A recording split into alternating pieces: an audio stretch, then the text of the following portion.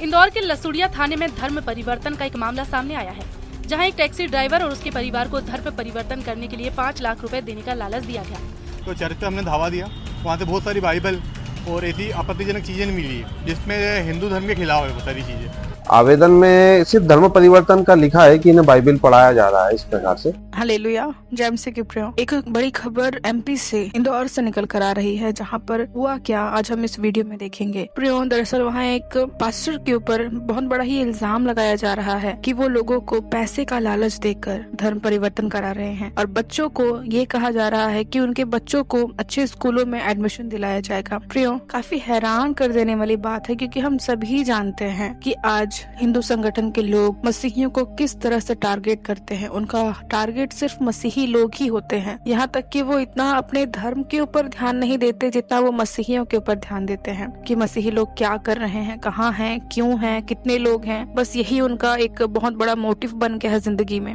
और बेवजह झूठे आरोप लगाए जाते हैं जिसका कोई सबूत नहीं होता है, जिसका कोई गवाह नहीं होता है। ये बेवजह अपना समय, दूसरों का समय वेस्ट करते रहते हैं। प्रियो, इस समय इंदौर में ऐसा ही हिंदू संगठन के लोगों ने एक जो वहाँ के स्थानीय पास्टर थे उनके ऊपर इतने बड़े इल्जाम को लगा रहे हैं कि वो पैसे का लालच दे रहे हैं, बच्चों को एडमिशन दिलाने का लालच दे रहे हैं। प्रियो, आप इस वीडियो में देखिएगा कि किस तरह से ये बयान को देते हैं, किस तरह से इनका कहना है, किस तरह से ये आरोप लगाए जा रहे हैं पास्टर के ऊपर। और आप पुलिस की बातों को भी सुनिएगा कि वो किस तरह से बातें कर रही हैं। प्रियो, सभी चीज को जानने के लिए आप प्लीज हमारे साथ बने रहे और इस वीडियो को देखें। पहले इंदौर के लसुड़िया थाने में धर्म परिवर्तन का एक मामला सामने आया है, जहां एक टैक्सी ड्राइवर और उसके परिवार को धर्म परिवर्तन करने के लिए 5 लाख रुपए देने का लालच दिया गया।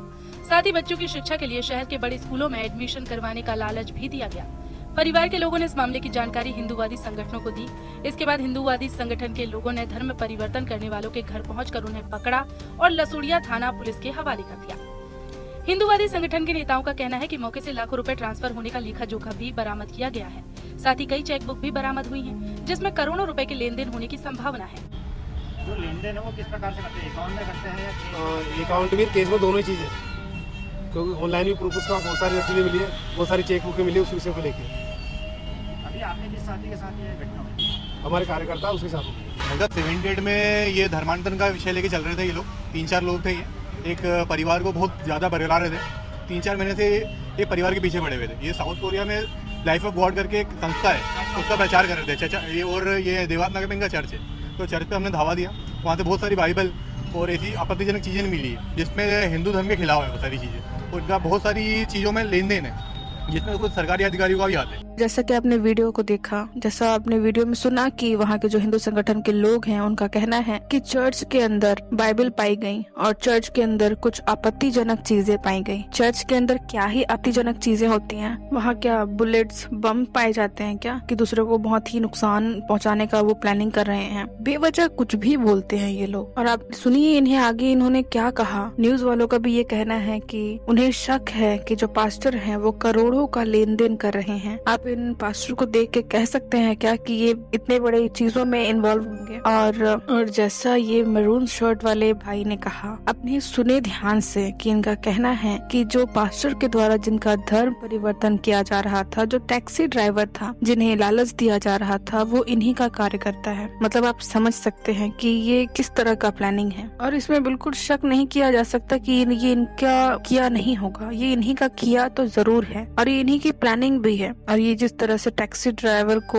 जो पास्टर के पास इन्होंने भेजा होगा, पूरी प्लानिंग के साथ उन्हें सिखाया गया होगा कि वहाँ जाके कैसे करना है, क्या करना है। प्रियो, बहुत ही शेमलेस चीज है ये, बहुत ही शर्मनाक चीज है ये कि किसी के धर्म को लेकर, खासकर मसीहियों को आज इतना टारगेट किया जा रहा है कि उनको हर तरफ से, हर चीजों में लेकर बदनाम किया जा रहा है, करने की कोशिश की जा रही है। जिस तरह से इन्होंने प्लानिंग बनाया और वो प्लानिंग एग्जीक्यूट करने के बाद खुद ही ये लोग हल्ला कर रहे हैं। प्रियो, ये बहुत ही नीचे लेवल की सोच है इनकी। प्रियो, इन सभी चीजों को लेकर जो ये टोपी वाले भाई ने भी कहा कि चर्च में आपत्तिजनक चीजें पाई गई, हमारे धर्म के विरोध में उन्होंने बाइबल रखा था, चेक बुक्स पाए गए और डेटा भी ऐसा पाया गया जिसमें बहुत ही ज्यादा अमाउंट का लेन देन किया गया है। मतलब हद है। प्रियो, आप इन पुलिस वाले का वीडियो भी देखिए जो इन्होंने कहा है। पहले आप इस वीडियो को देखिए। आवेदन में सिर्फ धर्म परिवर्तन का लिखा है कि इन्हें बाइबल पढ़ाया जा रहा है इस प्रकार से।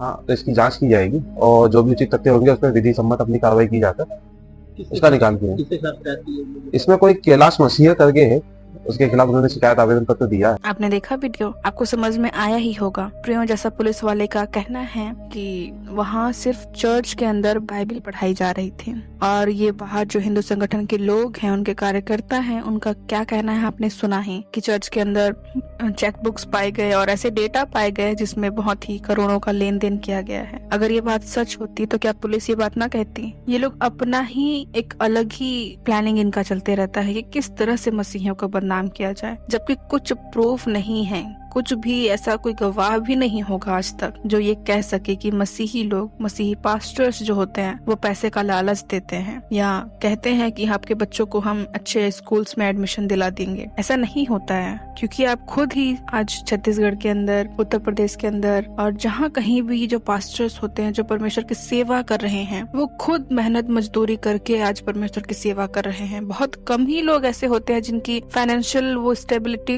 अच्छी होती है। और इन हिंदू संगठन के लोगों का इस तरह से कहना बहुत ही गलत चीज है। आप अपने धर्म के ऊपर ध्यान दो, अपने लोगों के ऊपर ध्यान दो। प्रियो, अब आप समझ ही सकते हैं कि ये क्या क्या करते रहते हैं। आए दिन मसीहियों को लेकर के इनका जो गैदरिंग होता होगा उसमें ये लोग यही बात करते हैं किस तरह से मसीहियों को फंसाया जाए, किस तरह से मसीहियों को बदनाम किया जाए। क्योंकि जिस प्रकार इन्होंने टैक्सी ड्राइवर को ट्रेन किया और वो चर्च उनको भेजा और जिस तरह से ये अपने प्लान को एग्जीक्यूट करते हैं, वाकई काबिले तारीफ तो है, लेकिन ये बहुत ही गलत है। इस तरह का कुछ अच्छे कामों में ये अपनी प्लानिंग को करते तो बहुत ही अच्छा होता। जैसा पुलिस ने भी कहा कि वहाँ सिर्फ चर्च, जो पास्टर के द्वारा वो चर्च के अंदर सिर्फ बाइबल पढ़ाया जा रहा था और हम इसके आगे कार्रवाई करेंगे, लेकिन उन्होंने कहीं भी ऐसा नहीं कहा कि वहाँ चेकबुक पाए गए और बड़े अमाउंट का डेटा पाया गया कि लेन देन की जा रही थी। पुलिस को उसको छुपाने में क्या ही मिलेगा, लेकिन पुलिस वाले ने भी जो कहा हम सभी ने देखा। प्रियो, आज बहुत से लोग सच में मसीहियों के पीछे इस तरह से पीछे पड़े हैं कि वो पता नहीं क्या ही करते हैं, लेकिन हम सभी जानते हैं कि इसके वजह से भी, इस विरोध की वजह से भी हमारे ही प्रभु यीशु मसीह का